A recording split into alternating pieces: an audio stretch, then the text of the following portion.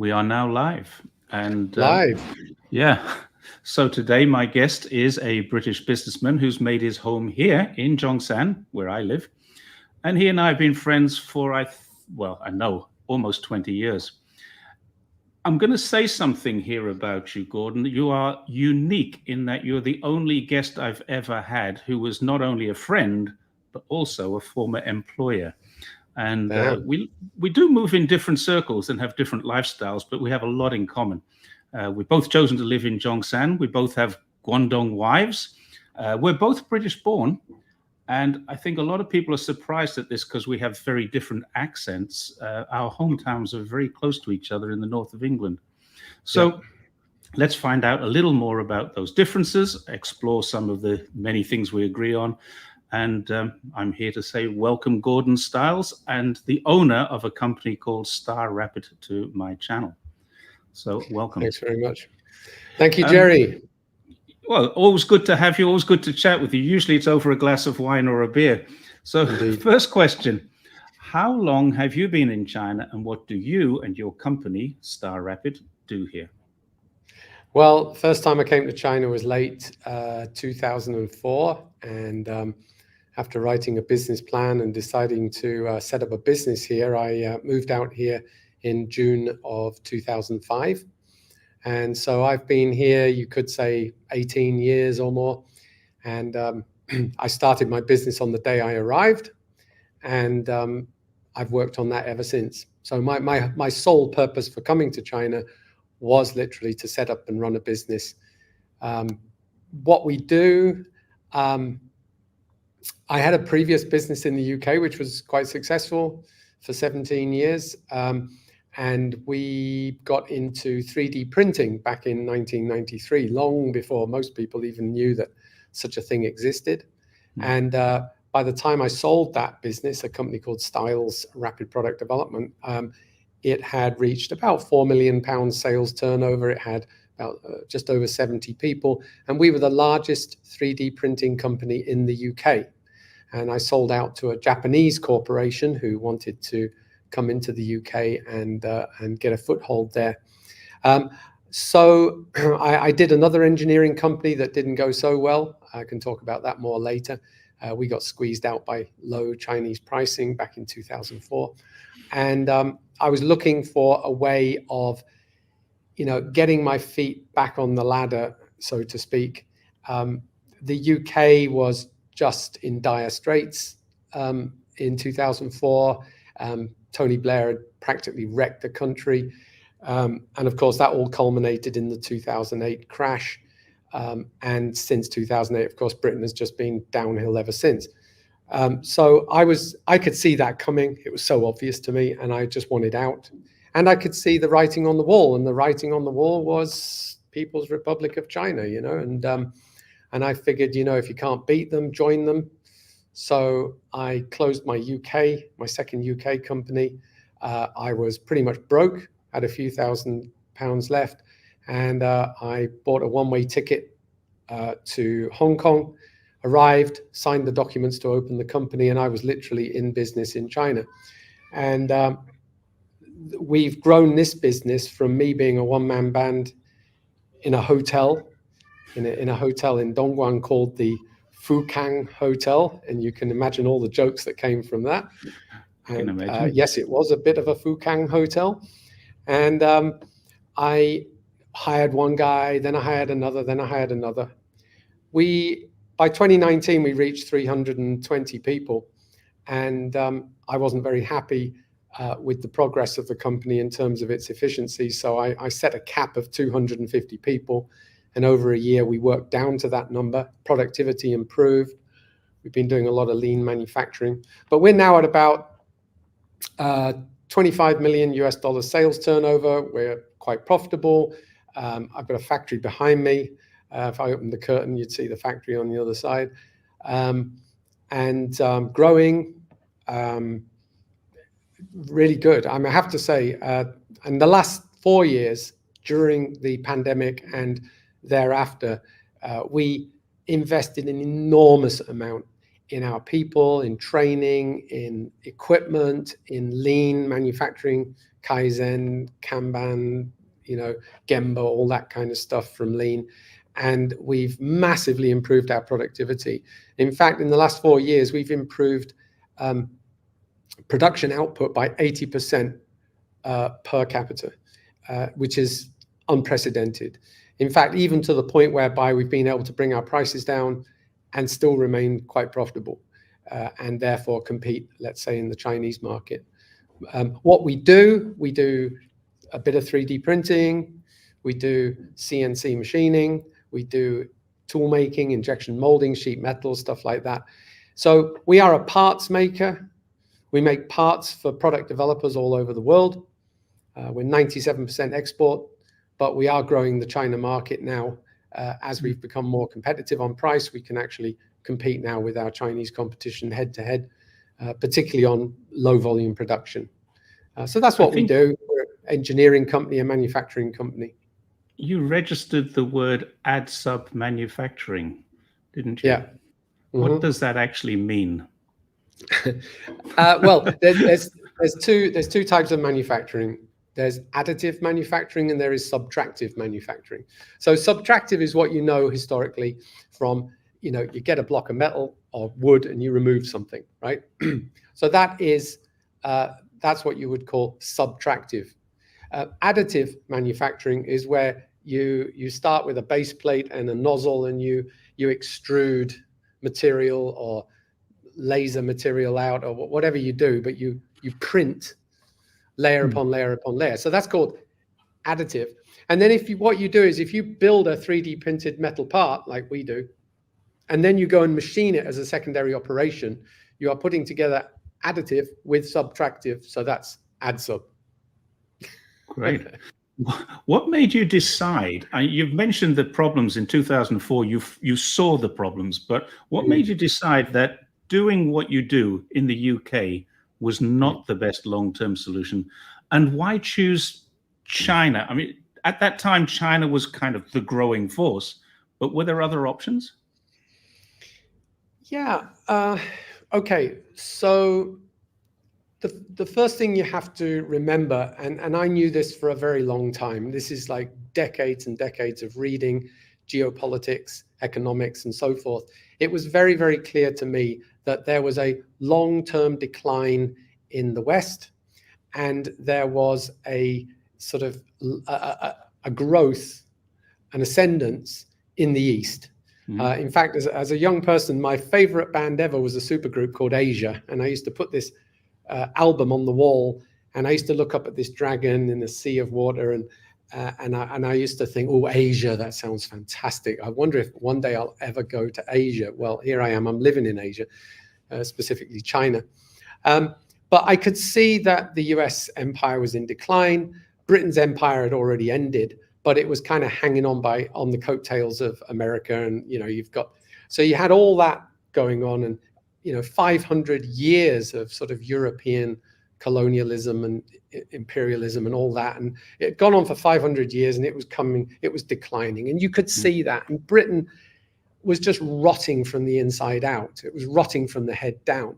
How do we know that? Well, through the 80s and 90s as an engineer, going to London sometimes, meeting with the Department of Trade and Industry, meeting with members of Parliament, you could see that they were in no way interested at all in industry, in manufacturing, in construction, in what I personally call the wealth-creating industries, okay? Wealth is created when you stack one brick upon another brick, when you pour concrete, when you screw components together for a machine, whatever it is, even science, even research and development towards these things. This is wealth creation. But you could see that these people in Whitehall and in Westminster had fallen in love with the darlings of the city of London, the bankers and the financiers and all this kind of stuff, who had actually, since the foundation of the Bank of England, been in control of the United Kingdom. But they had got very lucky because Britain became the empire and they made tons and tons of money during empire at the expense of the rest of the world. But that had come to an end. It was sort of coming to an end, and it needed perking up, if you like. And of course, Thatcher from 79 for 10 years, she perked that up for them, and she basically took away all the regulation, and the darlings of the city basically ended up running everything. In fact, if you look at the makeup of a British political cabinet, government cabinet, you're looking at anywhere from 40% to 60% of the people in that cabinet were once in or continue to be involved in the City of London finance and other so-called financial industries. And so they were basically trying to make money on money. Well, that's a road to nowhere. Including now the Prime Minister. Well, yeah, you've got he's a city guy and his wife's a billionaire, and what do you expect? It's no wonder the guy doesn't know the first thing about how to run a country. For me, you run a country by building roads and railways and airports, by investing in apprenticeships, by funneling money according to a scheme into industrial businesses, manufacturing businesses, construction businesses. You've got to be making stuff. You've got to be stacking bricks on bricks. So on that basis, what I saw in China on my first trip out here in November of 2004 was billions upon billions of bricks being stacked upon billions of other bricks, and millions of tons of concrete being poured, and infrastructure being built, and factories being built, and machines being built.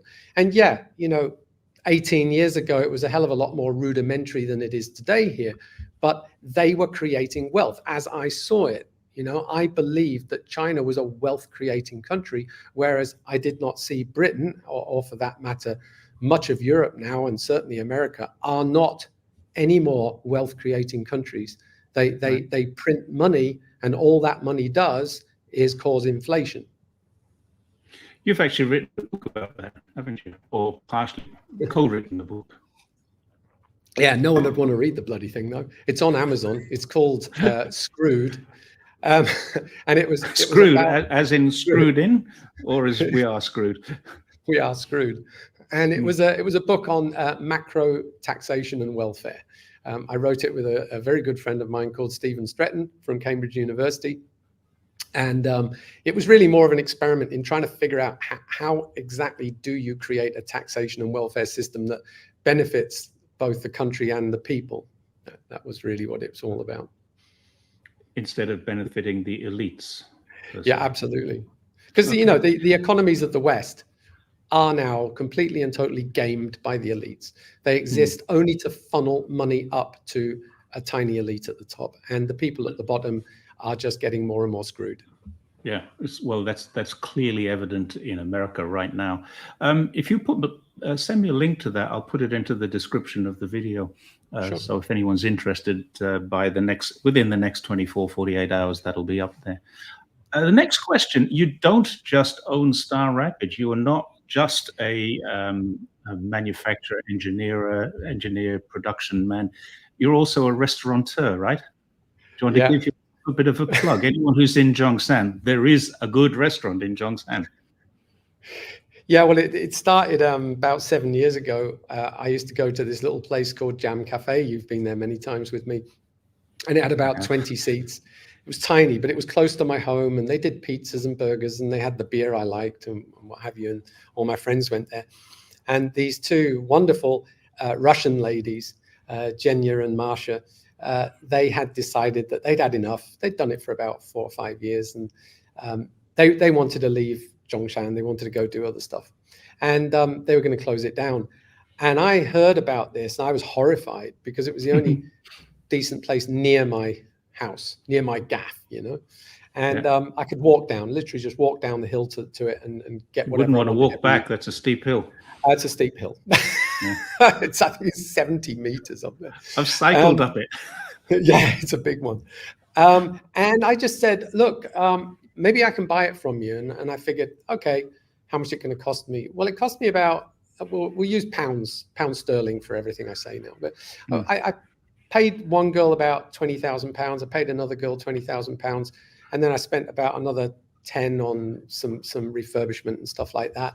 And we had a little bit of a launch party. But the manager wasn't working out for me, and couldn't even get this person to clean the windows. That they were not listening to me. So I was a little bit upset about that. And I thought, I don't want to get embroiled in this. I would rather lose the £50,000 than get embroiled in having to spend days of every week managing a restaurant. And so I shut it. I sent out messages on WeChat to all my friends and said, hey, we're going to have a big party on Saturday. I'm going to put the band up. We're going to play in the band inside the little restaurant, turn it out onto the street, come on down, And I can't remember how many people turned up, but it must have been about 80 to 100 people. And we put a buffet on and people paid a price per head. And anyway, and at about 9 o'clock at night, I gave a speech and I said, well, I'd just like to tell you, this is our closing down party. Okay, we're closing down. I'm done. And I looked across at the manager and she was absolutely, what? You didn't tell me that. And I said to everybody, I said, right, okay, pay your bills. I'm going home and I'll be back in the morning and you can drink absolutely everything that's in the bar. Drink it all, free of charge. Only rule is don't take it home. Well, I came back in the next morning. Doors are still wide open. I mean, there's no theft in Zhongshan. It's a totally safe city. So you don't even need to lock your doors here. And turned up and there was like 4 or 5 guys like literally draped across furniture and absolutely wasted. So I made a few coffees, sobered them up a bit, sent them on their way. And sure enough, everything was drunk. Everything was gone. I put the bike locks on the door and that I was done with it. I said to my wife, sell it, get rid of it. It was absolute waste of time doing that. I can't get anything out of this management. So anyway, about a week later, I'm sat in another restaurant talking to a guy called Samuel, who you know very well. And I told him I'd shut it down and he nearly had a heart attack. He said, I just wanted a place like that. I'd love to have a place like that. And so Samuel left his job, came and worked for me and set up this, helped set up this restaurant for me. And that's how Samuel ended up there. And he was with me right through until quite recently. But then about 1.5 years ago, we wanted to get bigger, go big. It's working out. We're making money. Let's go big. So we invested, I think in the end, about £500,000 on a really nice new restaurant called Jalapenos. And it's international chili cuisine. And we've got great steaks, slow cooked steaks. We do barbecues, stuff like that. I mean, last night was absolutely packed. It was our 1-year anniversary. It was really good fun. So I can't say I'm happy doing that stuff. I mean, I still find it a diversion, but it is absolutely wonderful every night to go to a really nice restaurant local to my home and get exactly what I want. And everything on the menu I love. It's only there because I love it. I put it on the menu. So I've got great choice. Okay. That's the one way of doing it. If you can afford it, just build your own restaurant. Yeah. Yeah. Well, we also have 250 staff. So we do all of our events down there. Oh, okay. All of our team building events, all of our lunches, dinners, all the customer stuff. We always go to Jalapenos. So the factory and the restaurant actually kind of complement themselves. I run it actually as a department of the factory because then it means that the restaurant has this like group feel. It feels like it's a division of a group. So you've got an HR team, a finance team, you've got a training and development team, ICT team. So for the manager of the restaurant, it's really quite easy for them because they just call up one of these departments and they get everything they need doing. They don't have to buy it all in. Okay, so it's a little bit like a staff canteen, more formalized. Yep, you have a staff canteen as well, don't you? This is another thing. A lot of people don't realize this. When you work in a factory in China, you get pretty good food, subsidized usually, and dormitories if you need them. Well, this is called the Hong Kong style. So it goes back to 1978, let's say, the late 70s, when Deng Xiaoping opened up to Hong Kong in Shenzhen. He opened up. Shenzhen was like 15,000 people, a fishing town village. Small, Now it's more like 15 million. I don't know. It's some 18, huge city. I think 18 or 20 million. Yeah. Huge now. And when they opened up, they created a border, special economic zone, and Hong Kong business people could come in with their skilled people, their managers. They could build a factory, and then the relatively low skilled or unskilled labor at that time, because it was just at the beginning, they would come in from outside the zone. They'd come in from all over the country. They'd be brought in like whole school loads, a school graduates, and they'd put them on a train. And this is not child labor. This is vocational school you're talking about. Oh, I'm talking about, when you finish high school at 18. Yeah. Okay. I mean, literally, they'd load up a train with kids from the same school and from the same area, and they'd be come down by train or by buses, and they would get this opportunity to work in these, what were at the time extremely modern factories compared to maybe what they were doing outside the zone, in the mainland. But the problem was you had all these people coming down, thousands and thousands of them in the end, of course, Shenzhen, millions of migrant workers, and they all had to be housed, and there was nowhere to house them. And so what the Hong Kong factory owners did, they were used to building these multi-story, high-loading floor factories anyway, because of the lack of space in Hong Kong, like Kwun Tong, for example, where I had my head office for a while. We were actually in one of those very old 9-story high buildings that had like 2 ton per square meter loading and massive piles, massive pillars. And they were used to multi-story factories and they liked it. So they brought the multi-story factories into Shenzhen. But they had to also have dormitories. So they would build a dormitory building, and they would build a canteen, and they would have staff welfare, and they would have even a small medical facility, a nurse station, basketball courts, like gymnasiums, everything. Yeah, exactly, the whole thing. And that Hong Kong style is very unique to Guangdong province. You don't really see it so much in the Shanghai, Pudong area up north. It's a different style up there. They have single-story factories. They don't really do the dormitories next to the factories, but down here we do. So I have a factory behind it. I have a dormitory. I have a canteen. I have a gymnasium. I have a nurse station, a nursing station where the ladies can do their thing for their babies, and and you give free food, free clothing, free accommodation. Can I just go back to that? You said you have a nursing station where ladies who work for you can care for their babies. So you have a creche inside the factory? It's not per se a creche. They can do breastfeeding there, and they can do. So what will happen is they're expressing milk mostly, but sometimes the nanny will come in when the child is really trying to get latched on. The thing though here is maternity is massive here. I mean, you're talking 3, 4, 5 months before you give birth, and it could be 3, 4, 5 months after you give birth. So it can soon add up to 9 months. So it's very, very generous. There's also paternity leave as well. But when they do come back to work, if they haven't, if they're not expressing at that point, if they're not, doing it to a bottle, then sometimes the children have to be brought in to be fed. And most of these people live quite locally. Oh, that's nice to know. So you've got 2 different businesses. You've got all these different individual facilities there. I want to discuss some of the challenges, because you've gone from having a few quid in the bank and a good idea to the owner of, well, you said 70 people in the UK. That was large. You now have 250, which was probably in China quite small, but large by British standards. What were the challenges? Now, I know you had a series of different challenges about COVID, but we'll come to them separately. We'll talk about COVID separately. I happen to know you had a lot of heartache because I was sitting through some of it at the time.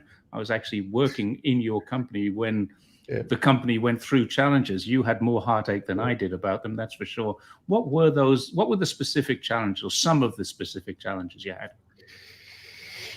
Well, I think it's pretty obvious to say this, but the biggest single challenge I had, and I could have done everything a hell of a lot quicker, probably in half the time, was if I was able to speak Chinese. Yeah. I had for a very short time worked in Germany, and I went and spent 400 hours at Berlitz learning German.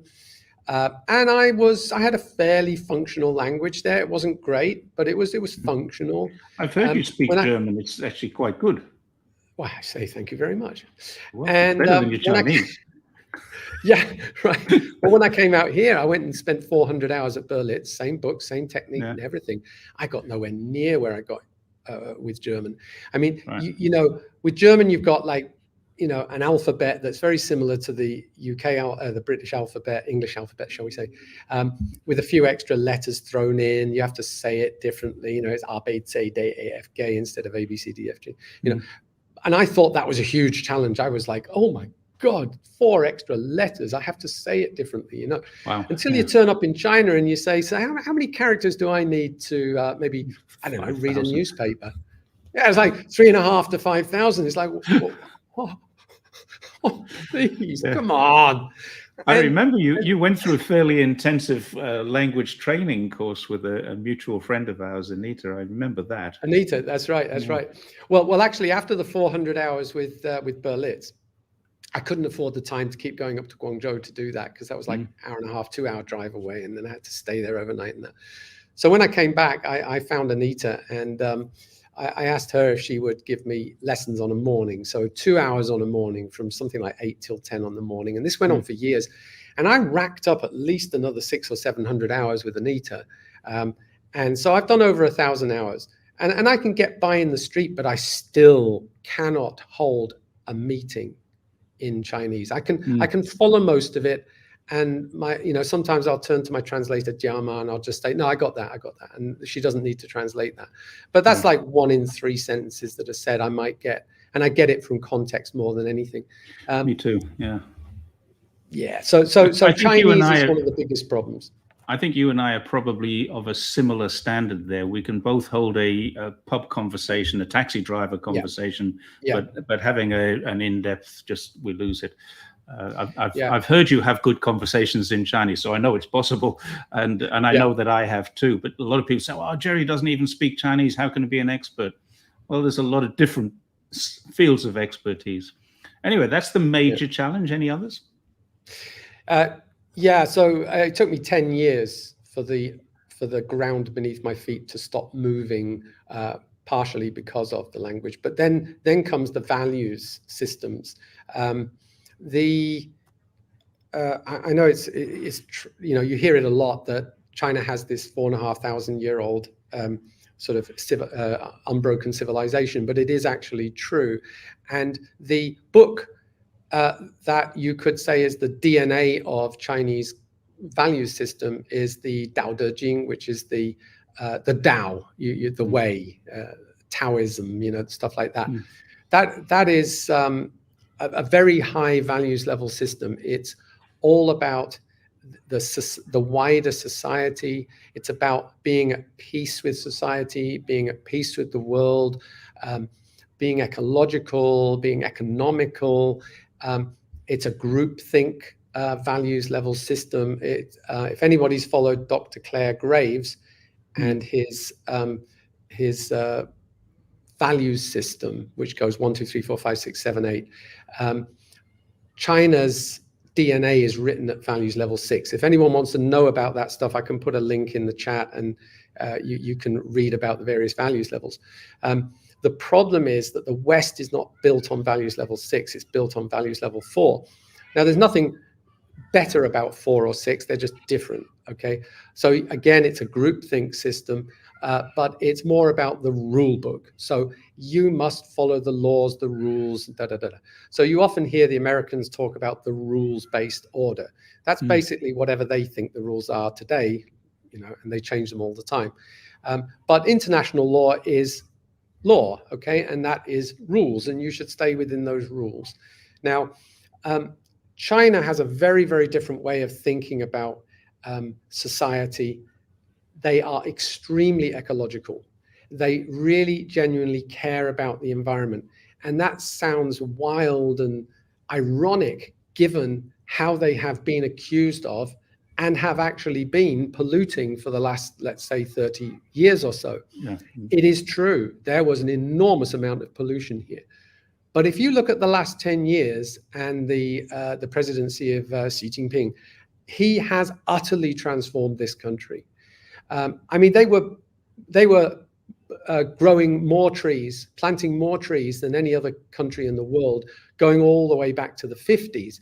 So they were always caring about the environment. But the pollution got out of control here, not because the party wanted it, not because the government wanted it, not because society or people wanted it, but because of corruption. Corruption allowed it to get out of control. And fortunately, when Xi Jinping came in, what was it, 2012, the first thing he did was hit corruption. He hit it so hard. He absolutely smashed it to the floor. And it's gone down so dramatically that rules and regulations that were already there about the environment are now being enforced. And God help you if you pollute. I mean, I've seen it in my own factory. You know, we took this factory in 2009, our first paint booth. You just blew it straight out the door. Then 2 years later, you had to have a carbon stack of a certain size, and then you had to have a bigger carbon stack. And now our paint room, which isn't really that much bigger than we had 13 years ago, we have this 300-meter square pad on top of the factory with a huge chimney, a massive recycling system, and active carbon filtration system. And so 4 times through the last sort of 15 years, we've had to upgrade and upgrade and upgrade, really just to deal with the same amount of waste. And same goes for any waste going out of the building. You know, it all has to be, you have to pay the government to collect it and take it away. And God help you if you try dumping something. As you know, there was an explosion here in Zhongshan a couple of years back, where someone had left some bags of magnesium dust next to some old factory, and a lady and a couple of other people died when it exploded because of dry air and sunlight. It combusted, and it exploded, and it killed a few people. And the guys who dumped it there, one of them got the death penalty, and the rest were sent to jail. So, you know, it's become very, very strict here.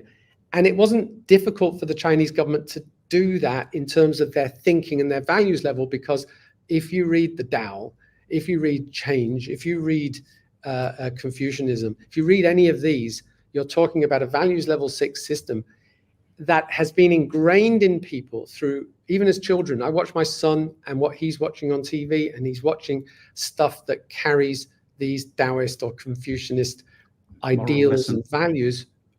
From being children, it's steeped into them. And one final example, yesterday, for example, we were stood in the middle of a rice field harvesting. The children were all there, the parents were all there, and we had to get down with these curved rice cutting knives, and we had to cut the rice, and then we had to thresh the rice, and then we had to separate the chaff, and we did that for like a couple of hours. And it's all to get the children directly connected into the environment. Sounds like you went to Yako. It was near there. It was. I think it was Nanlang, but it was not far from Yako. Yeah. Very close. Yako's in Nanlang. It's the only place you could do that, and you pay for the privilege as well. You pay for the privilege. 128 a head. Yeah. £12.80 a head. Yeah, it's great, and it teaches values. It does teach values. You also had some honesty issues, didn't you, from at the beginning? Do you want to talk about them or not? Yeah, I mean, like, the problem is, you know, when China was on the up, when it was really, really on the up, and everyone was making good. Everybody thought they were going to be a millionaire. I remember in 2005, going from the UK, where everybody was kind of depressed, and, you know, it was the thought that you could be successful in the UK was diminishing very, very quickly. And I came out here, and every single person you spoke to, whether it was the girl behind the desk in the hotel, or it was an operator on a machine, or it didn't matter. They all believed that they were getting better, that there were opportunities, that all they had to do was to work hard. In a way, ironically, it was like the American dream of the 1950s was now the Chinese dream of the noughties and the teens, right? And everyone was on the up. And I had a number of people come to work for me, and you were never quite sure what their intentions were. They smiled a lot and they learned a lot, but in the end they left and they set up on their own. And they would, shall we say, you know, take information with them that they really shouldn't have taken with them. And they were and they were phoning people you didn't want them phoning and trying to win business away from you, you know. So, and we had 12 companies set up in competition with us that way. But it all stopped all at the same time for 2 different reasons. Reason number 1 was Donald Trump and all of his disgusting bile that he was spitting at China from late 2017 through 2018. All that nastiness, all that racism, you know, it was foul and disgusting to listen to. But fortunately, you know, Trump didn't start any new wars, you know, miracles. So maybe he'd be a good president next time, because at least he might not create Third World War. He might not. Let's hope not. But Trump really kind of put the mockers on it. You know, those days of foreigners rolling up by the thousands. Every bar you went into in Shenzhen would be full of foreigners who've just rocked up to find some new suppliers in Shenzhen or Dongguan or wherever. Those days started to go away. It started to cool down rapidly. So, just putting a sign up on a building saying CNC ISO 9000, even if you didn't have ISO 9000, those days of, people just coming knocking on your door. Oh, do you do CNC? Let me have a look around, and that was gone by the end of 2008. That was already cooled down. That was one thing. And the second thing was that at the end of 2017, in his very famous 3-hour-long speech, Xi Jinping said, we have a lot of laws, I paraphrase, I want the judiciary, the police, and everybody to implement those laws, to prosecute crimes, and they should be equally available to foreigners as they are to Chinese. And the memo went out, and I had someone go after me from inside. They did the same old thing, set up the Hong Kong company, set up the website, da-di-da-di-da, had their wife on the outside. And this guy was going after my customers, very low level, but he was still working for me. I caught him, and I prosecuted him. And it was the first time I'd been to the police, and they accepted a case. And it took 2.5 years, 6 separate court cases. Finally, I won. And in fact, I won at the beginning, but it was just appeal after appeal after appeal after appeal. And but we won. And I published that information as widely as I felt was reasonable, and it stopped. Then it stopped because they realized that they couldn't get away with it anymore. Yeah, your intellectual property was going away, but they couldn't get away with it. Yeah. Cool. So let's move on to COVID. For most of us living here in China, because you and I have a kind of a unique story. We arrived back in China on the same day and went into quarantine, not together, quarantined separately, but on the same day. That was quite an interesting thing. I've never expected that to happen. No. But we met. Remember, we met at the Zhuhai border crossing. The bus station. We got off the bus from Hong Kong airport. What are you doing here? For most of us, with the exception of things like that where we traveled back into China, for most of the 3 years, COVID, for me anyway, was just ho-hum, it doesn't matter. It didn't really affect my life very much at all. We had more tests. I had to go and queue up a couple of times a month, and then traveling, you'd have to take more tests. More inconvenience than anything else. There was certainly nothing difficult about it, just a little bit more onerous, if we can say that. Few restrictions, minor inconveniences. For you, it was different. You got closed down, didn't you? Tell us about that. So I think I think Chinese New Year's Day was the 21st of January 2020, if I recall. And I was traveling down there on the 19th, and I'd been reading about like the bubonic plague up north. I wasn't really following the anything about coronavirus at that time. It was the plague up north that was concerning me. And got to my wife's hometown, and she said something about, we might need some masks or something. I didn't know what she was talking about. And then I think it was Chinese New Year's Eve, and someone said, "Oh Jesus, they're shutting the country down," something like that. And New Year was cancelled, like literally the day before they cancelled it. And they said everybody's got to wear masks. It wasn't clear what was going on at first, but I was actually sat with a friend at my wife's hometown. He came down for the holiday as well. As this was going on, I'm looking at him and I said, these guys are not reacting to this like some kind of flu or something. They're reacting to this like it's a bioweapons attack. This is how you react when there's a biological weapons attack. And I thought, I'm being a bit extreme, but anyway, that turns out that is exactly what they did. They didn't know what they were dealing with. They figured it was some kind of attack, and that's why they went, all spacesuit. They went all Dustin Hoffman on us. If you remember that movie. I do. I get a phone call. We were still running a skeleton shift at the factory. We always do, just to keep certain processes going, because they're really difficult to shut down and then restart. And this guy, I'd never spoken to him before, from the government, English speaking, very good English. And he said, is your factory running? I said, yeah, I think so. They've got masks on, don't worry. He said, oh, no. Now, you really want to think about shutting that down. We're going to be shut down to the end of the holiday and another 7 days. And I said, well, wow, that's really inconvenient. Like, we are busy, like we're seriously busy. And he said, doesn't matter. If anybody gets COVID and dies as a result of an infection that takes place in your factory, you will be held criminally liable.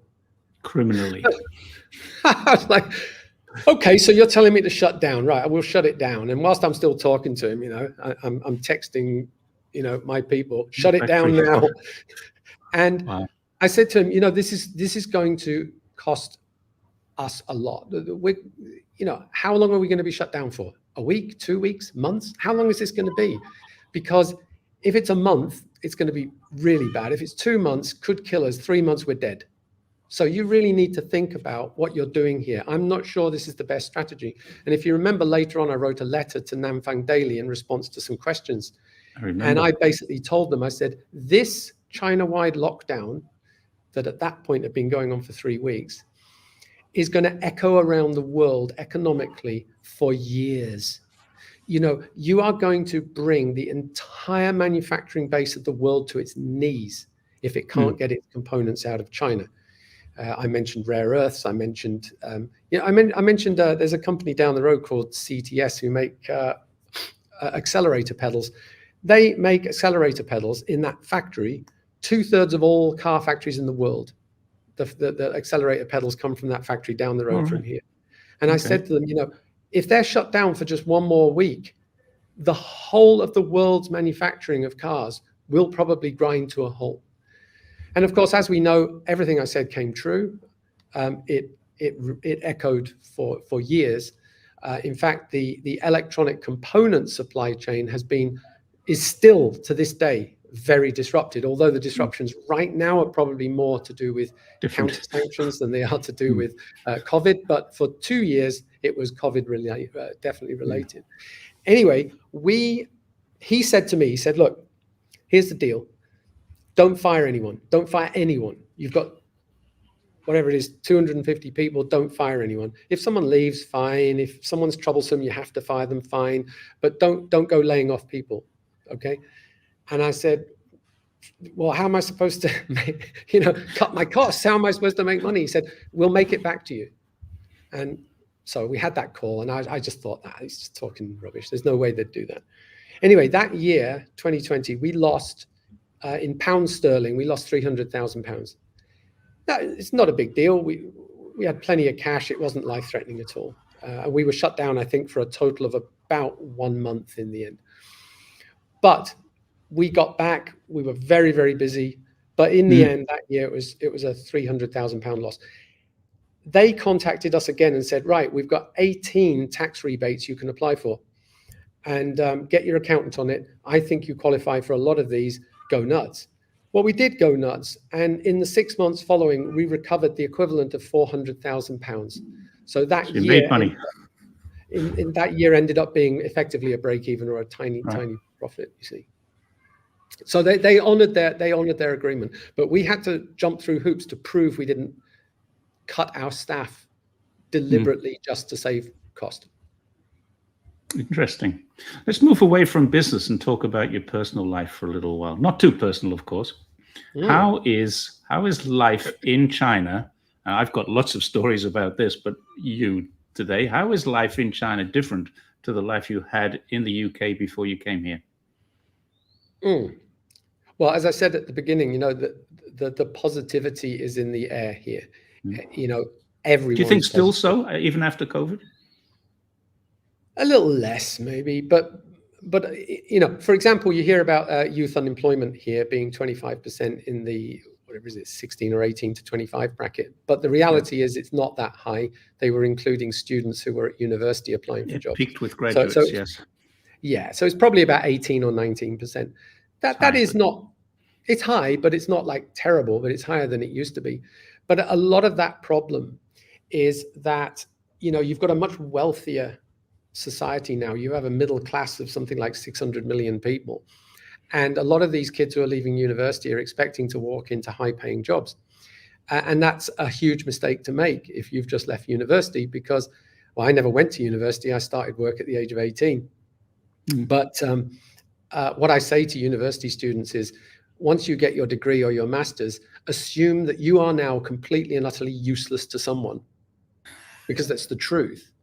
And if you think you can walk into a high-paying job, especially when there's literally millions of other degrees and masters wandering the streets looking for work, high-paying work, it's not going to happen. Now, I started machining when I was 8. Yes, 8. My dad started training me when I was 8. So by the time I was 15, I was quite skilled. But when I went to work for my dad full-time, we had a 10-person little factory doing machining, manual machining.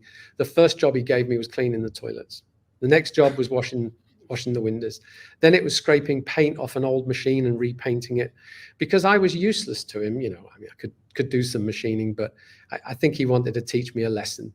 And that lesson was one of humility.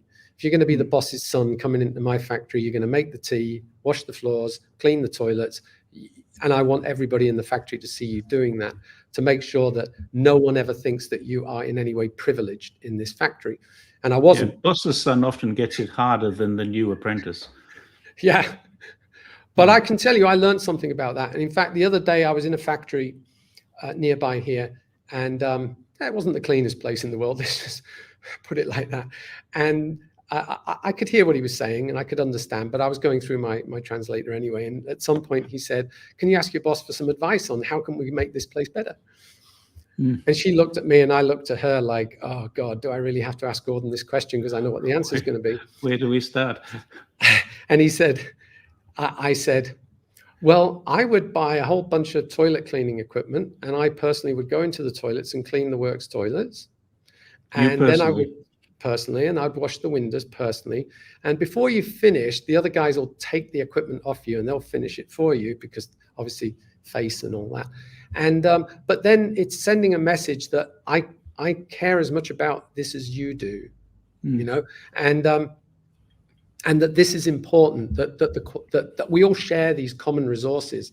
And clean windows is about transparency. And you know me, Jerry, I'm the first guy to grab a mop. I'm the first guy, you've seen me. I mean, when the toilets get blocked, it seems to me I'm the only bloody person who can actually unblock a toilet here. I'll dive straight in, because I don't see that to be beneath. Not literally, not in the literal sense, I hope. Not quite. But one of my first memories of my... Can I just give an anecdote here? I wrote a paragraph of information about you in my dissertation, about where you fired the cleaning lady for refusing to clean the way you wanted it cleaned, because she was the cleaner and you were the CEO. And her comment at the end of this was, I've been cleaning all my life. He's a business manager. He's a boss. What does he know about cleaning? But the fact was she did know more about cleaning, because she refused to use the squeegee mop, refused to use detergent, refused to do it in a proper way, one bucket of water to do the entire factory floor or the office floor. And that kind of thing does not keep the place clean. And I remember that. And I wrote an article, a paragraph about it, to show the cultural differences. She believed that she knew more about cleaning than the boss, because the boss would never, ever clean in China. And that's a fact. That is absolutely a fact. I do want to talk about a story that I learned from your videos, because it links to what would my advice be to these young people who are sitting at home, called laying flat. So this expression laying flat became a thing during the coronavirus. Is just lay on the settee, lay on the sofa and watch TV for a few years. Same as a couch potato, I guess. Yeah, right. Yeah. You mentioned about a lady who came down from the sticks, worked in a factory in Zhongshan. She came in at a very low level, like I forget what her level was, but she ended up being security guard. Oh, did she come in as a security guard? Yeah. And she ended up being the CEO. She did every job in that business, and now she's what? She's a member of the consultative conference. CPPCC, yes. Yeah, so she's now a very important voice for working people. in Zhongshan, and she will have the respect of her people like no other boss would, because she has literally done every job in the business, and I have literally done every job in this business. And I think that's where these kids need to start. They need to literally, spend 3 months trying to find a decent job. If you can't, go take a job, any job, doesn't matter what it is. And any Brits listening will remember, gives a job, Yasser Hughes, gives a job. Remember him? He used to wander around. He'd go up to, there's the famous one where there's a guy painting lines on a football field, and he's walking next to him saying, I can do that, let me do that, I can do that. How much do you get paid? I'll do that. Yeah. So Steve Weaver makes an interesting comment here, which is partially true, but not necessarily. But Steve is ex-military, so he's a good mate of mine, Steve. If I saw him a boss reaching for a broom, I'd know I'd messed up big time. Well, I think maybe you had. That. Go on. No, I mean, I don't disagree with it. I think if you are in a level 4 structure, and the military is a perfect example of the perfect level 4 structure, meaning it's rules, it's rules, it's rules, it's rules, it's rules. You wouldn't want to see the general reaching for a mop. Of course you wouldn't, because that would suggest somehow he's done his job wrong because the people below him have not been trained and all that. No, I get all that. But, sometimes, particularly I have to say in China, using mops, using a squeegee to clean windows, people don't know this. Yeah. This is not a thing. Unless you've been in Chinese factories, you will not know that it's not that they get the window cleaner in, they get the window greaser in. I mean, literally, you can't see through Chinese windows in factories. They are after they've been cleaned. It's just terrible. So, and if you're the only person who knows, then you're the person who has to do. Now, the thing about the floor washing, I actually made a video, an instructional video. I don't show them personally now. I just say to Jama, right, training time, get the video out, show them how this should be done. And they get trained to do it. But I was the one who had to write the instructional video because it's just never been. It's not something they know about doing here. I'm not mean to be rude. It's just it isn't. It's just not a thing, No. Whereas it's for not me, my job. That's an issue inside of China. It's not my job to do that, and it is a big issue inside of China. I remember Boys from the Black Stuff, Steve says. Had I been in the same company, had I still been in the company, it would have been me writing that material. I had to write a rather horrific one about the athlete's foot problem that went through your factory, and that was pretty horrible because the factory workers had a plague of athlete's foot. Do you remember that? And some of them, you could actually kind of see bone through their skin. It was so bad. And we had to get some of them into hospital treatment. We had to get all kinds, because nobody picked up on this. And then one day somebody had a problem with wearing the boots, and we found out it was a huge problem. Again, it was just ignorance rather than not lack of intelligence, but ignorance in the true sense. They just didn't know. Yeah, go on. I would just like to draw your attention to a comment here by Sui Jin Yap. I'm sorry if I butchered your name there. It sounds like Xi's often mocked advice for fresh graduates to eat bitter. Eat bitterness. And I absolutely agree with that. And Xi Jinping is one of those people who ate a lot of bitter as a young man, especially with what happened to his father, and being sent out into the villages to work and so forth. That's a guy who's worked from the ground up. There you go. Yeah, I mean, you can't argue with that advice, and I totally agree with him on that. In fact, I have to say, I'm very, very in tune. We were discussing about this the other night. My politics and my knowledge of economics and geopolitics is very, very aligned with Beijing, I have to say. So one of the things I feel comfortable about living here is that I'm wholly aligned with the politics here. That may sound bizarre to some people, but I just am aligned. Which kind of answers that question. The next question I had for you: has China changed you as a person? I know for a fact when I came to China, I was definitely not aligned with what I thought was the politics, but I am now very much aligned with what the politics actually are. Now, I'm not sure. I mean, the politics have changed. They have changed. They have definitely changed since 2004. You and I arrived at the roundabout. I think you came 4 or 5 months after me. So 20 years here. Has China changed you as a person as well as your business success? Well, I'm a lot calmer, but then I'm 18 years older, and it's difficult to know, was that China or was that just because I got older? Yeah. I feel the same, more tolerant, yeah. Yeah, you see, I remember my mother saying about my grandfather that he was a beast when he was always shouting at her for short skirts and stuff like that. But when he was my granddad, he was a teddy Lovely bear. guy. He was lovely, So maybe people just get older and more tolerant. Who knows? I have to say though, it's not that I was aligned with the politics of 2004. I don't think I was. There was just so much corruption going on here at that time, and I was frankly frightened and disgusted by some of the excesses I saw here, particularly by people in government and people in the military, for example. I won't go into specifics here, but it was nasty, and everybody was on the take. But from Xi Jinping coming in, and the first time I knew that corruption was being absolutely crushed here was I think it was a friend of John's come over. A mutual friend of ours came over to have lunch in the factory, and I think it was 2012. I think it was only about a month or so after Xi Jinping became president. And he was in the business of selling batteries for golf carts. And he made a damn good business selling batteries for golf carts. And I leant across the table. I said, "Hey, how's it going? How's it going? How's the golf cart business?" And he said, "Terrible. We literally are selling nothing. We can't shift a single battery. They're scavenging batteries off other golf carts." I said, "Why is that?" He said, "Well, no one's going to the golf course anymore. No one's playing. They've all gone." I said, "Why is that?" He said, "Well, Xi Jinping said, if you are a government worker and you are seen on a golf course, which is about, what, £170 to £250 per person for a round, and 4 or 5 hours out of your day. Yeah, you don't earn enough to be on a golf course." Right. Okay. So all these government workers were like, "Oh crap, I can't be seen anywhere near a golf course anymore." And of course, why were they there? Well, they weren't paying for it, obviously.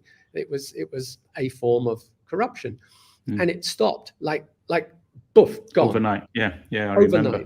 All these golf courses had to, the big one down in Shenzhen, they got like 18 holes, I know the one you mean. Mission Hills, that's right, yeah. I think they were down to one the first golf course in China was here in Zhongshan.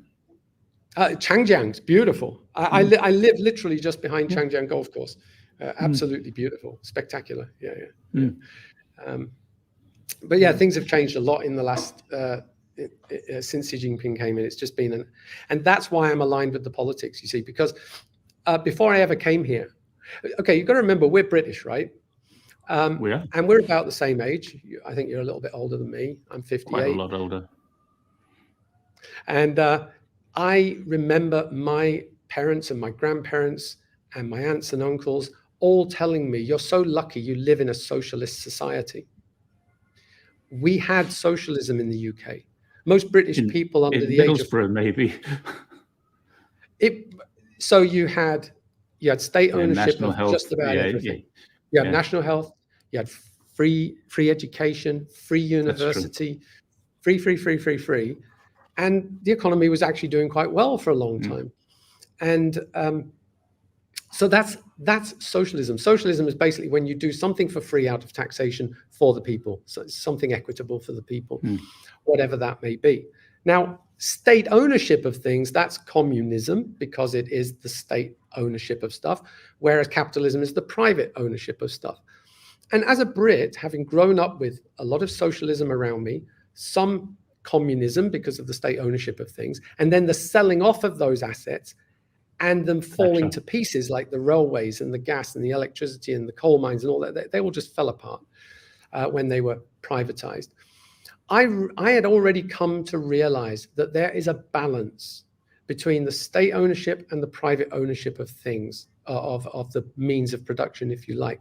So before I ever came to China, I could already see that you needed, a certain amount of communism or state ownership of stuff and a certain amount of private ownership, let's say capitalism, and you needed socialism in the middle, but not extreme socialism, not some kind of nanny welfare state where everybody gets everything, where you have, a kid falls over and he needs a psychologist to get him right for the next 20 years. I mean, it's like, come on, not that. And China's created that thing that I'd always thought was the right thing to do, which is have under state ownership those things where it is obviously a monopoly, a potential for a brutal monopoly that someone can extract rent on, and harness people like me who have the desire to create and to build and create a business or build a factory or design and build new products and stuff like that. You have to protect the people from private monopolies, but at the same time give people the opportunities to really excel at the things that they want to do. And the expression that Xi Jinping uses, or the Chinese use, is market socialism.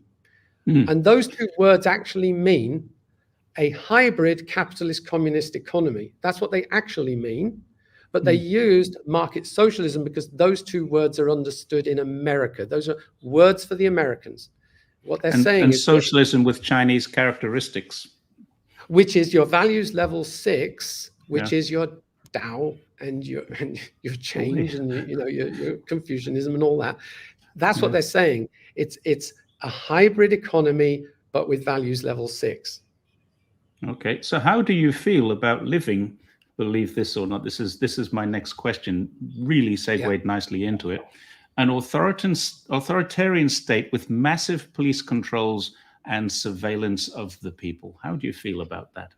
Yeah, the US and the UK have definitely gone that way. I mean, poor old I'm talking George about China. Orwell oh, sorry. Oh, you didn't. That wasn't even a setup, was it? Sorry, no. You really had me, because I was reading earlier. I saw this cartoon about George Orwell had resurrected somehow, and he's reading a newspaper, and he's like, "Oh my God, that bad? Even I didn't realize it would be that bad." No, seriously. I mean, no, Orwell would literally, Eric Blair, I think that was his real name. Eric Blair's his real name. He would literally be spinning in his grave. He gave us a warning. He gave us a warning. It wasn't a bit longer than 1984, but here we are in the West. That is what you're living with, a totalitarian dictatorship of a tiny elite, mostly bankers, some military industrial complex, super wealthy, and they have gamed the entire system. But they all think it's China that's got that problem. No, China's a democracy. And that's the bit, you see, that's the bit people don't get, is you can tell a democracy. It's really easy to know if you're living in a democracy, right? It's really easy. You ask the question, number one, how satisfied are the people with what they've got? And here in China, there is depends on the Western poll you see, it's between 80 and 90% approval, whether it's for the president or for their policies. Is it going in the right direction? It's 80 to 90%. And that's not because Chinese people are drones. I've sat in because they're satisfied. Because they're satisfied. Yeah. They've dragged how many hundreds of millions of people out of extreme poverty? 600 million people, 800 million people. I mean, my God, that's double the population. Well, that's actually the combined population of the so-called international community, the West. Yeah. I mean, come on. Seriously, are they strict? Yes. Sometimes. In some respects, they are. They have to be. Do you find there's more personal or less personal freedom for you here in China? Oh, way more personal freedom. I can do absolutely anything I want here. And within the law, okay? I can build businesses, I can employ people. I don't have to worry about, people coming in and, like the government getting involved in my business. I mean, I remember in Britain, I don't know if you remember Margaret Thatcher shutting down. Well. Do you remember her shutting down that Sheffield Forge Masters? I was because they made some pipes for Iraq. I was in the front line of. Well, the pipes for Iraq were later because that was after I left. I left the UK in '87, but I was in the front line of the miners' strike. I was at the Brunswick, which was the very first major in that era, the very first major industrial dispute, the riots in Brixton, Lewisham, even up in Toxteth in Liverpool. I was on front lines for those things. So yeah, I remember Margaret Thatcher very well. Yeah. Well, the British government interferes in businesses in the UK all the time, tells you what you can and can't do, and shuts you down arbitrarily. Just, if you upset them, they'll just shut you down. There is a rule of law here in China. I've used that law. I've sued one entity and 3 or 4 people, and I've won every time. But it takes time, but it's low cost to do. I think you have freedoms here that you don't have in the West. You can say anything you want. There's this myth that you can't talk about politics in China, and that's absolutely a complete myth. A lot of people don't want to talk about politics because, like my mother said when I was young, we don't talk about politics, religion, or what was the other one? Sex. Football or money or sex. Yeah, was it sex? I don't know. What a boring evening that would be if you can't talk about any of those things. What do you got left to talk about? Weather. Well, British. We're British. It's the weather. It's always the weather, right? Yeah. But no, you can talk about anything you want here. What you don't do here is lie.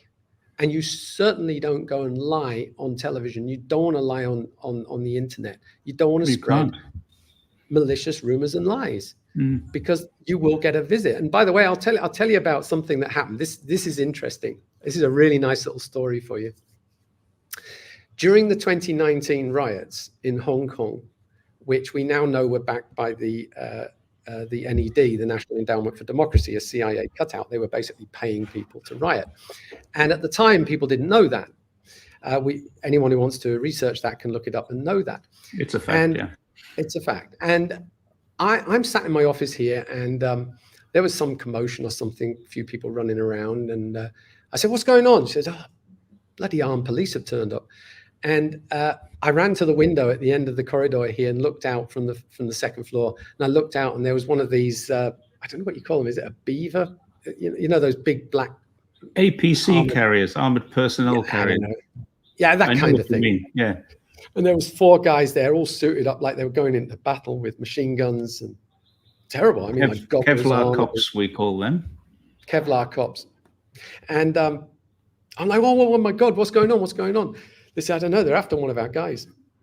So they got taken up to the second floor of the factory, and there was this young guy, he was like 22, 23, straight out of university. Lovely guy, still here, he still works here. And they took him away in cuffs, head down, bag over the head. I was like, oh my God, what the hell did this kid do? They took him down the station, and we got about 5 hours later, he comes back, like literally whiter than white. He's green round the gills. He'd had a terrible fright, this kid. And so it turns out what had happened was someone had sent him a rioting menu. Okay, so this is a menu of what you get paid for what you do. If you go into Hong Kong, wear a black leather jacket, black trousers, so we can identify you, because they're the black leather jacket guys. And they get paid, I think it was about 2,000 yuan just to go. And then you got paid if you hit a policeman, if you injured someone, if you killed a policeman, huge bonus. It was all written on this menu. I've got a copy of this menu. And I got a letter back from the police. So this little letter in Chinese said, please give this to your boss and explain it. He said, now, we've warned him not to do this again, but he received this and shared it with 3 other friends. And fortunately, no one acted upon it. Now, he didn't know what he was doing. He was just naive. He thought it was funny. He thought it was a joke. He didn't think it was real, but it is real.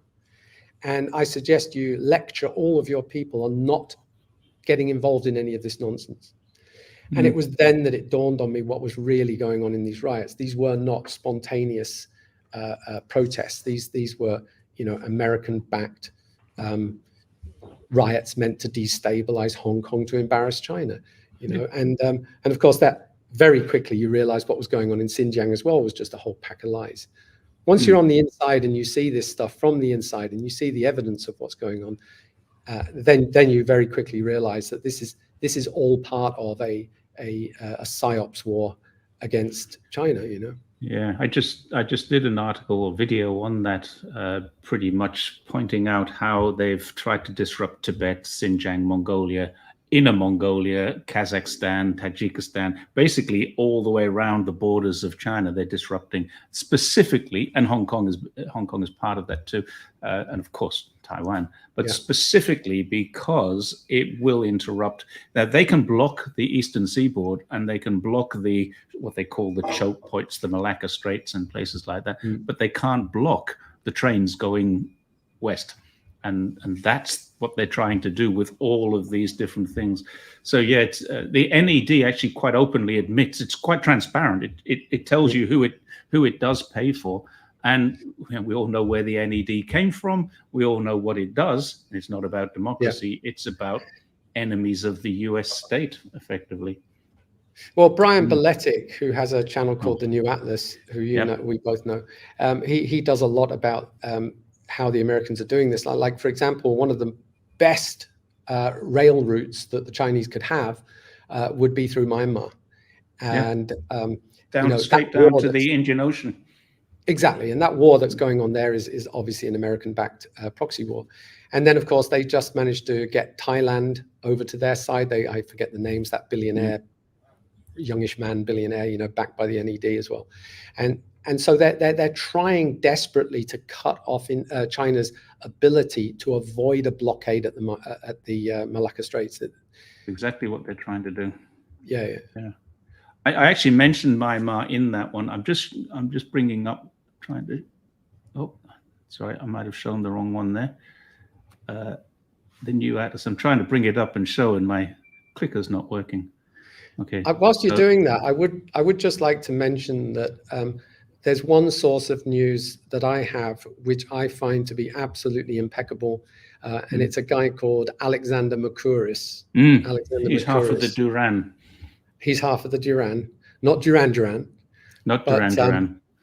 This guy is the driest guy you will ever have to listen to. I listened to him on playback speed 1.5, but wow, this guy has nailed it day after day after day. He's nailed it. And I love listening to the guy. He's my morning news every morning. He's also hyperactive. I find he's like this. Yeah. If you're watching him, it's quite awkward to watch him. But you're right. He absolutely nails it. I'm not going to try. I'm not going to try and write his name, Alex Mercouris, or half of the Duran. Duran or Duran, I'm not sure. So this is the person you're talking about, Brian Beletic. I've actually been on Brian's show a long time ago, when I first came on Twitter, and people were realizing that I had some knowledge about Xinjiang. And Brian contacted me and said, would you come on my show and talk about this Uyghur tribunal? I said, I'd love to. So we had a great chat. It was an hour and 40 minutes chatting about, in fact, no, I think it was 2 hours and 40 minutes. It was a really long one. So yeah, it was good. Actually, one of your people in the comments here, I don't think it's a proper name, but Agu at 0309. He basically says, I heard about the paper rioting for the COVID protests, but didn't know about Hong Kong. Actually, that was an interesting one. When they had the Shanghai lockdown, there were the BBC, they put their badges inside and they went out and they basically organized these white paper protests, and they caused a lot of issues there. Guy gets arrested, and it wasn't until he'd actually been in the cells, I think, all night that he actually produced his credentials. Yeah, it was Ed Lawrence, and I'm fairly sure the reason they arrested him, he was, I think, the only person arrested, but I'm fairly sure the reason they arrested him would have been to have a look at his phone rather than anything else. Maybe. Well, who's on his phone? The people that he's organized. Who's he organized? Right. Many of them, particularly in Guangdong, many of them came from Hong Kong. They came over from Hong Kong, and there was a great example. They were in Paju Square shouting, "Free Paju! Paju doesn't need restrictions," all in Cantonese. And they were in Paju. Sorry, they were in Paju Square, which is 20 kilometers from Paju. They were actually in the wrong place. So it indicates that they didn't know where they were. I mean, the place they were supposed to be protesting about was actually locked down, and they couldn't get in. So that might have been the reason. But yeah, they're in the wrong place. Now, your man Hang Tua, again, I've probably butchered your name. Hangs on almost every show that I do. I hardly ever miss him. Yeah, I would say that's pretty true. And of course, this whole the discontent in Hong Kong actually came out of a Hong Kong guy who took, I think, his Hong Kong girlfriend to Taiwan, murdered her there, and then skipped back. And there was no extradition. No extradition treaty or ability to extradite. And so that's what sparked it. But yes, absolutely. Any trouble with Hong Kong is obviously sending a message to the Taiwanese. This is maybe how the PRC will treat you if and when you reunify. Yeah, absolutely, totally agree. One of the interesting things, Hang Tuah, is that what it's done is it's sent a message to some of the Taiwanese people that if it's not successful, take a look at Joshua Wong and his friends. That's what's going to happen to you. And he was not just him, but quite a lot of them. He's the most famous of them all. They went to the American embassy. They weren't allowed into the diplomatic premises. Some of them were arrested banging on the door. It's not an embassy, it's a consulate. Some of them were arrested banging on the door, and they said, you can't come in. They got arrested there and then at the basically the embassy door. Sanctuary door is probably a better word. They were ignored. They've been treated like condoms, thrown away. They're tissues, nothing more. Of course, you're disposable if you work for these people. And here's the other thing. Many people tried to get to Taiwan after these riots and got refused. Why did they get refused? Because hundreds of people with very, very sorry tales to tell about what happened to them in Hong Kong under the American regime, where they were getting paid and encouraged and incited to violence, have all been discarded. They couldn't be in Taiwan now, because they'd be telling the same stories. So Taiwan has learned a lesson, I hope. It's learned a lesson that you can't trust the USA. That's the lesson that came out of it for me. Now, of course, you also have, I've forgotten his name now, Ho Guo Da Wang. What's his name? Hot Pot King, Nathan Rich. Nathan Rich. Yeah. So Nathan Rich has done a series of videos recently about the province of Taiwan, and the last one was very, very good. And he's absolutely right. It's not that the Taiwanese people want independence. That's never been their thing. It's not in the constitution. They just want the status quo. They'd rather just have status quo.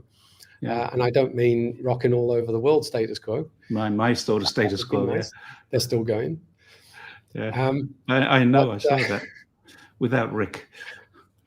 Yeah. Poor lad. Yeah, I just wrote an article about this morning. I was commissioned to write an article about the upcoming election, and I'll be making a video about it too. But the article effectively dissects the 4 possibilities for the next president, and 3 of them are going to dilute the stability vote. So you've got Terry Guo, you've got the current mayor of Taipei and the former mayor of Taipei. All 3 of them are pro-stability. That doesn't necessarily mean they're pro-reunification. They are pro-reconciliation. They are pro-stability, pro-business, pro-everything else that is positive. Yeah. And then you've got one party that is anti. Now, they might get 25% of the votes, but the others will get 22%, 23%, 24%, and the 25% would win. That's the fear that I have about this. Not that, and they would declare it as, look at the success of the democracy movement. Obviously, Taiwan wants independence because the DPP gets in again, if that happens. Now, that's going to be the claim. But of course, it's not because of that. It's because democracy is flawed. 75% of the candidates want the same result for different reasons in different ways. But 25% of the one candidate who's anti-China, pro-American is more likely to win the majority of the votes because of that dilution. That's where democracy fails, in my opinion. Absolutely. I mean, Tsai Ing-wen is thoroughly discredited. She's obviously a CIA plant. She's a State Department plant. She also, apparently, from what I can see, lied about her credentials, although I would have to see absolute evidence of that. Yeah, I haven't seen evidence. I've seen allegations, but I've seen allegations. I never mentioned that. No, certainly she's certainly not working in the interests of the people as a whole. She's working in the interests of the people who sponsor her, and that's disgraceful. And herself. And herself, of course. Now, someone here mentioned about Sean Fu. Absolutely agree. I listen to Sean Fu, I'd say 2 or 3 times a week. Very, very good daily breakdown. Obviously, it's sort of geopolitics from a sort of a financial standpoint. That's a really, really good channel. I have seen this guy, Sean. Yeah, he's quite good. Yeah. Yeah. And if anybody wants a slightly more sort of a rabid approach to geopolitics, you could watch George Galloway's Mother of All Talk Shows. I love that. I've been on that too. Yeah. Have you been on that? Yeah, I've been on George Galloway. You have to get up at 4 o'clock in the morning to do it, though. Yeah, of course. So let's talk about China a bit more, and maybe. Well, I was going to get to the point where we're going to wrap up, but if you've got something else to add, because I don't want to keep you here all day. You've got a restaurant to run and other things to do. But yeah, carry on more about China. I only have one more question for you, so go with yours first. Well, the advice I would give to people, and I know it's the advice you would give, Jerry, is that if you want to know what's really going on in China, get on a plane or a boat if you don't like to fly, and come here and spend a couple of weeks or spend a couple of months, spend a year. You do not know this country until you have been here. This is what I've learned. There are two Chinas. There is China, as Trump would say. This is the Western view of China. It's got all sorts of trouble up in Xinjiang, which it hasn't. It's got trouble with Hong Kong, which it hasn't. It's doing all sorts of despicable things. It's a dystopian society, dictatorship, blah, blah, blah, all that nonsense, right? That's the BBC, CNN, White House, State Department, view of China. That's what they want you to believe. And then there's this actual place called China, which is not even closely related to the narrative in the West. It's a fundamentally different place. And I'll give you an example. We had a lady come here the other day. She was here for a week, British. She was petrified when she arrived, absolutely petrified. And she spent a week in Zhongshan. She works with one of our clients who's been here many times. And at the end of it, on the way to the port, she was just like, I don't get it. I don't get how everything we've been told to believe about China, and then when you arrive in China, it's like, what is this place? Yeah. Where am I? Because this isn't China. First of all, I can see everything in full 3D color. It's not sepia colored, like the BBC love to do. They love to use that sort of old Soviet Union sepia filter on everything that they film in China. This is actually a full color country. Okay. I'm half joking. I was going to just mention this one, Steve, because Steve is actually doing exactly what you're saying. He's in Guangzhou now. Last week, 10 days ago, he was in Xinjiang, and we did a live stream together from Xinjiang, where I asked him, he'd only been there 2 or 3 nights, and I asked him his first impressions. So there's a great example of someone who's putting their money where your mouth is and doing it very well. Steve's a good online mate, and I'm hoping to catch up with him in a couple of weeks' time in Guangzhou. That's wonderful. And I think the Chinese government has woken up to this, that they've got to get people in looking at the country. Yeah. That's why they've got this, was it 12 days visa-free? Yeah, visa-free they've got 90-day visa-free into Hainan, and they've just declared that 3 areas in Xinjiang are duty-free zones, and I think they will have the visa-free entry into there. Most of them will come from Kazakhstan, Tajikistan, maybe even Afghanistan, but they'll be coming from the Western countries rather than the UK or USA. But they do have a 12-day visa for GBA. They do have a short-term visa for Beijing area, but you can't travel out of the place where you arrive. You can't travel out of, but you can still get a damn good feel. Yeah. Yeah. I mean, even we've got this ability to give port visas in Zhongshan for up to, I think it's up to 2 weeks or something. Right. So more and more, I think the government here has realized we've got to get as many people from outside in here to look around and understand that this place is not the BBC, CNN, State Department, China, Okay, can I want to add a little question. I want to know if you're comfortable to talk about this. Helping Hands, are you okay to talk about it? Sure. You are probably, and I'm kind of trying to find the way to say this without big noting either of us. Anne and I, my wife and I, founded a charity 15, 17 years ago, and you are without a doubt its largest benefactor. Why do you do that? Well, I am a socialist and I am a capitalist. Okay. So, and if you look at the Cadbury family, I'm not religious like they were, but I'm that kind of mold. You know, I always somehow saw myself as a bit of a 19th century kind of, you know, factory owner, you know, but I like to treat my people well and, you know, build the little town, you know, like Bourneville and stuff like that. So I've been there a few times, and I always loved that story. And that's how I saw myself, as I can be a capitalist, but I don't have to be a complete bastard about it. I can actually be nice about it, you know, and so long as people respect the niceness, you know, then everything's good. And I have always considered that there are people who are, you know, less well off than we are. And by that, I mean physically or mentally, you know, they don't have the ability to be able to maybe even work, certainly if you're mentally disabled. And so we have here, this is an interesting factoid. When you reach a certain size as a company, you either have to employ disabled people, or you have to pay what is in effect a fine. And so we actually have a tax. Yeah, we have 3 physically disabled and 1 mentally disabled person working in the business. And I wanted to do something extra outside of that, and that's why we started sponsoring Helping Hands, which is obviously a sports disability charity. Unfortunately, during pandemic, there weren't as many opportunities to do philanthropy.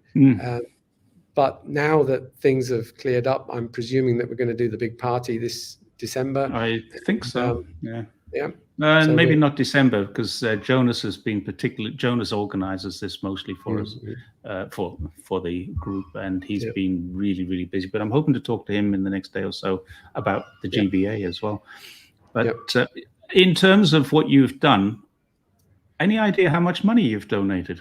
I know there's a lot more stuff than that, but I've got a good idea. It's in the hundreds of thousands of RMB. And you've also done other things. The very first bike ride that I did for charity, you paid my salary for 2 months. That was an amazing thing. It was like, well, what am I going to do about this? I need 2 months off work. And you said, Jerry, take it. I'll cover it for you. Don't worry. And I'd only been working for you about 6 weeks at the time. You gave me 2 months paid leave to do this. The second major bike ride that we did for charity, you bought 3 bikes for us. That's right. And sponsored them. Now those bikes, they're fairly standard frames and wheels and tires, but they had fantastic gearing on, which none of us could have afforded anyway. So they helped us across the country. So there's other things. You've put T-shirts under the sports teams and sports apparel, not just T-shirts. You've done all kinds of different things. It must be more than 1 million by now. Yeah. Probably it'll be a lot more than that as well. So it's funny, when you told me you were gonna ride all the way to Urumqi, I said I'd buy you a plane ticket. I'm like, what the hell's wrong with you, man? Can't you afford a plane ticket? I remember. I also remember calling you from arriving in Urumqi the first night. We were not actually in the city center, but we were in a place that was inside the city limits, in the way that Nanlang is inside of our city limits, but it's 30 kilometers away. We were a day's ride from the center of Urumqi, and I got on the phone and called you. You were having drinks at the time. It was a big celebration that night, I can tell you. Yeah. Can I just Robert YW just made a comment. Decades, if not centuries, of indoctrination and demonization of the Chinese, first by the British and now by the US Empire. It's still being carried out at the moment and will not stop at any time soon. And you're absolutely right there, Robert. In fact, one of the things that came up in some research I was doing recently was after the first Opium War, there was a desire to have a second Opium War. And Parliament, as I recall, please fact check me on this, or as I recall the story going, Parliament would not pass it.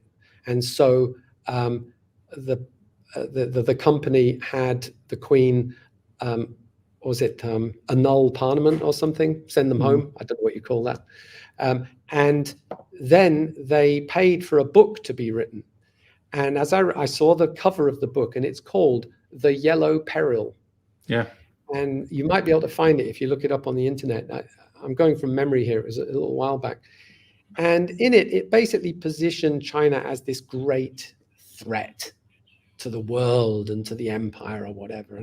And that book was distributed very, very widely until they had consent to, West India Company, East India Company. East India Company, I think. Yeah, one of those.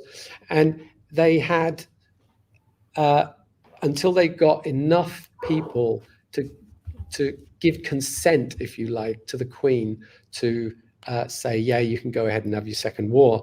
Now, of course, in those days, consent only needed to be given by the elites. It didn't need to be given by people as a whole. Suffrage was very, very minimal in those days.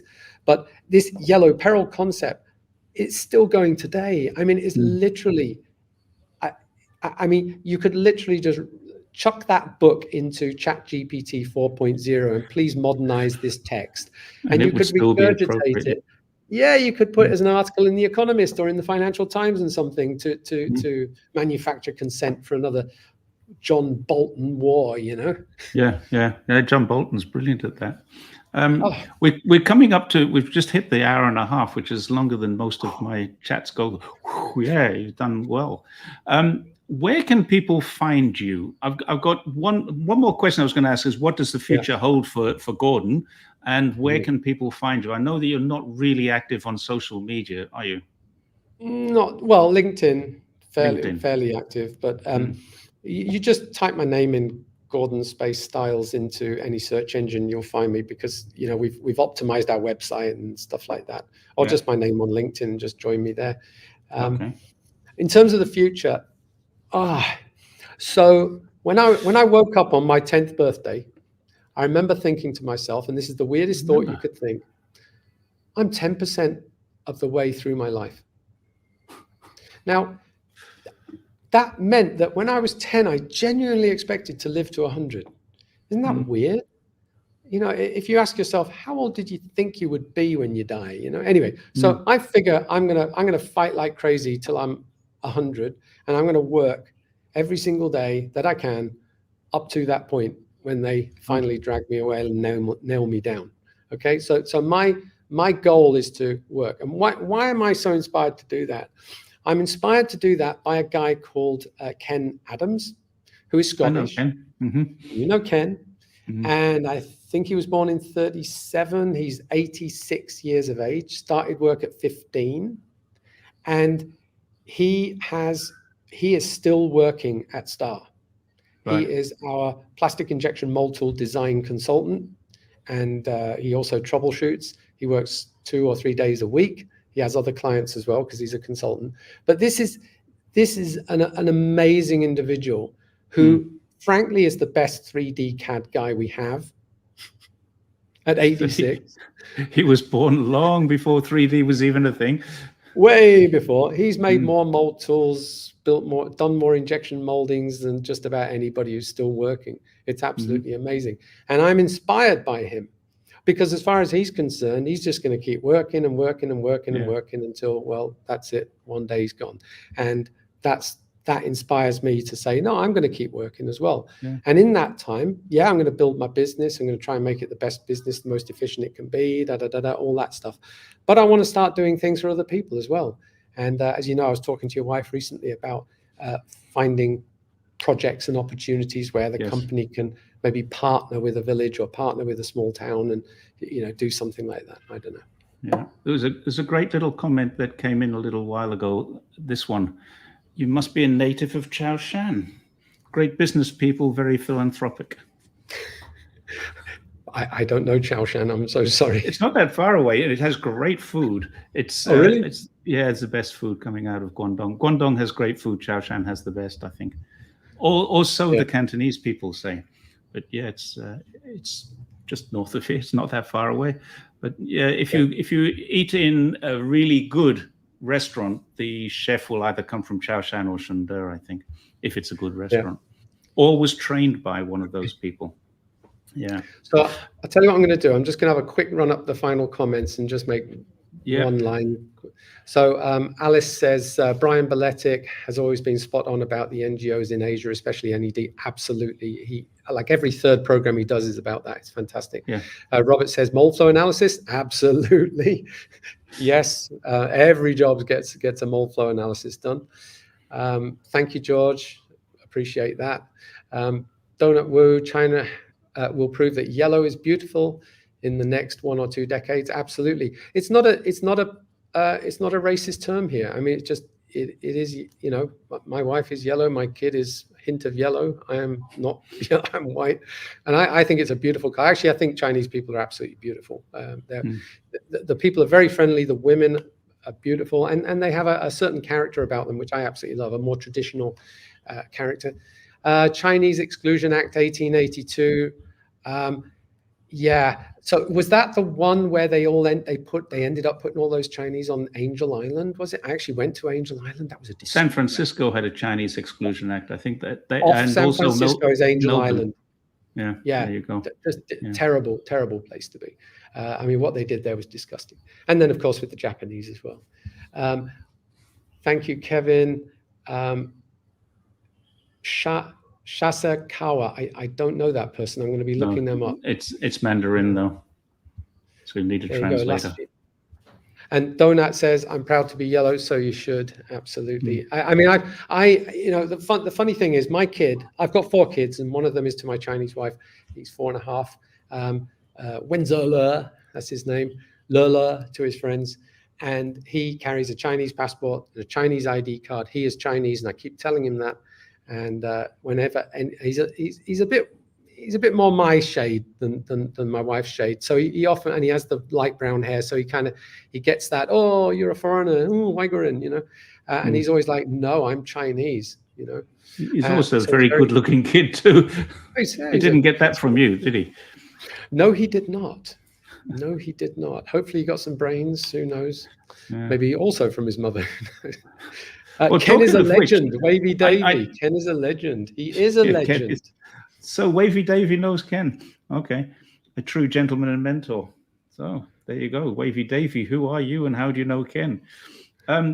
There is a possibility that I will have your wife as a guest on my channel soon. We did talk about it after you left the other day when we were talking about setting this up. And I think I'm going to have her and my wife at the same time. So we'll Beauties in the Beast, we'll call that show. Awesome. Yeah. Anyway, I think at 1 hour and 37 minutes, we should really say thank you to everyone who took part. We're up to 170 guests in the show, which is quite a lot. That's nice. And thank you, Gordon. And I owe you a nice bottle of wine. Thank you, Jerry. Your fee for coming on my show. It's great to have you. It's good to catch up with you, and we will catch up again. When are you leaving? You're off in December, right? Yeah, I'm going back to the UK for a month. What day do you leave? Christmas, 8th of December, okay. Back on the 8th of Jan. Let's catch up before the 8th, and then maybe early next year, get you back on the show for an update. There's been a couple of comments asking for that. So thanks, everybody, and thank you. And it's time for us to say a very, very happy good afternoon and enjoy what is left of your